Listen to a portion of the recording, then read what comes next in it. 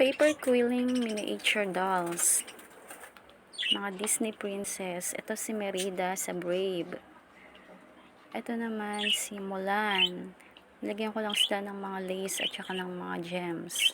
Para maganda yung kanilang mga damit. Ito naman si Ariel. Nilagyan ko naman siya ng pearl. Ayan, ang cute nila. Ito naman si Snow White. Ay, dapat pala nilagyan ko siya ng apple, no? Hawak niya kunyari apple. Pero, sige, carry na yan.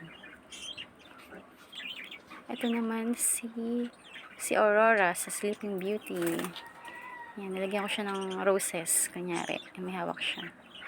Nilagyan ko rin siya ng mga gems. Ito naman si Cinderella. Ang cute nila, no?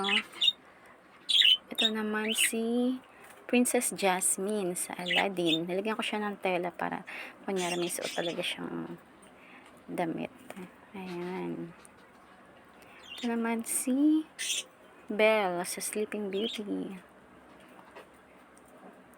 Nilagyan ko sila mga abubot para maganda. Ito naman si Princess Chana sa The Princess and the Frog. Ito naman si Rapunzel.